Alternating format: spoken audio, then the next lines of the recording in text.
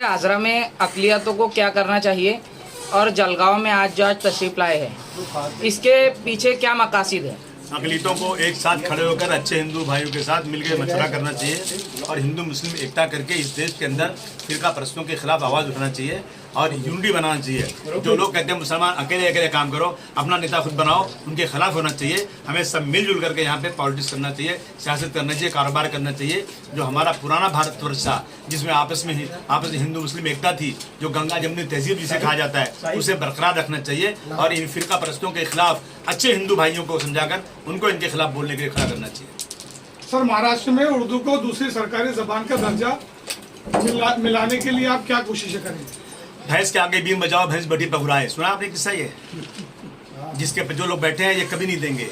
ये लोग आज ये हालत है, आज देश की सारी पार्टियां, मैं सारी पार्टियां जो सेकुलर पार्टियां कह रहा हूं, मुसलमानों के साए से भाग रही हैं कि अगर मुसलमान मेरे साथ खड़ा हो जाएगा तो हिंदू मुझे वोट नहीं देगा, अगर मैं मुस्लिम इशू पे काम कर लूंगा तो हिंदू मुझे वोट नहीं देगा, कि टोपी कुर्ता वाले मेरे बाजू में आ जाएंगे तो मैं मुसलमान बन जाऊंगा, मुझे वोट नहीं मिलेगा। ये हमारी आज वो है। हमने अपने आप को जो है ना यूनाइट नहीं किया, हमने अपने वोटों की अहमियत नहीं समझा आज तक। अलग अलग कहीं पैसा लेके वोट दे दिया, कहीं किसी के डर से वोट दे दिया, किसी के बोले में दे दिया। मैंने एक आदमी से पूछा कितना वोट भैया तेरे पास? कहा भैया हमारे पल्ले 5 वोट है, यूपी का था। तो क्या करोगे? बोले एक समाजवादी को दूंगा, एक बीजेपी को दूंगा, एक शिवसेना को दूंगा, एक कांग्रेस को दूंगा, एक बीएसपी को दूंगा, सबको खुश करूंगा। तो यही करोगे तो यही होगा। फिर मुसलमानों के दिलों में और खासतौर पर अक़लियतों के दिलों में, दलितों के दिलों में रिजर्वेशन के खत्म होने का अंदेशा भी है और एक अजीब सा खौफ पनप रहा है।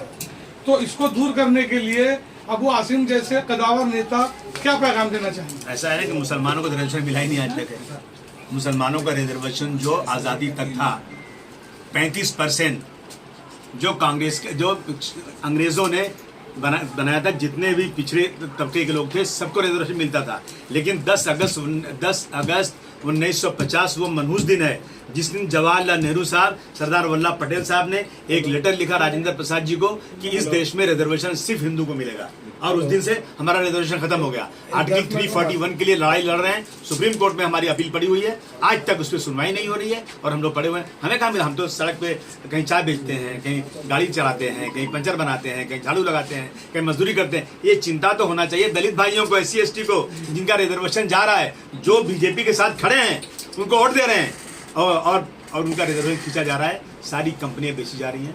सबसे ज़्यादा अगर कहीं रिजर्वेशन का फायदा था तो रेलवे में मुलाजमत थी, रेलवे बिक रही है। अब जब भर्ती होगी ना तो 12 घंटे कंट्रैक्ट में काम करना पड़ेगा, आधी तनख्वाह मिलेगी। देश की समूची बड़ी कंपनियां बेच दी गई हैं और लोग सोए हुए हैं।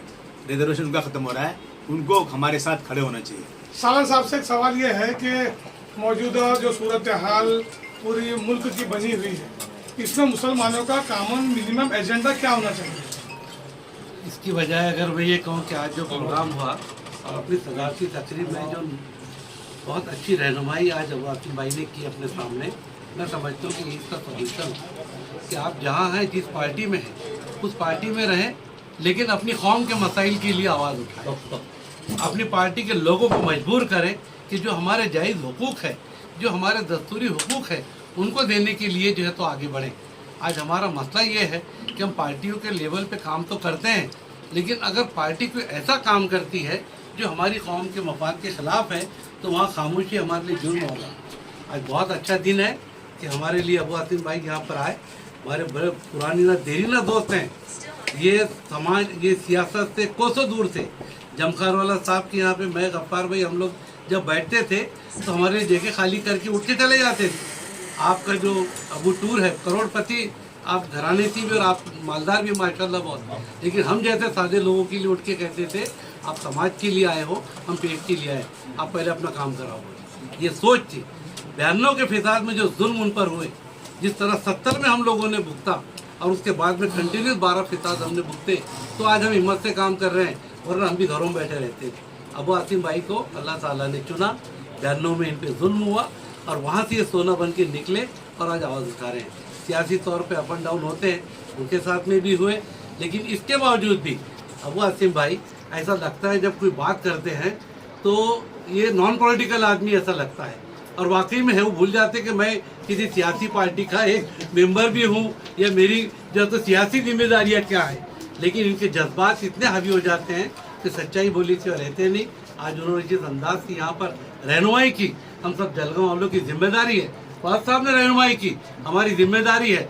हम बजाय दूसरों के ऊपर कीड़े निकालने के अपने तौर पे छोटा काम क्यों ना हो, समाज की भलाई का काम करें। 4 बेवाओं के सर पे हाथ क्यों ना रखें, 2 बच्चों को डॉक्टर क्यों ना बनाए।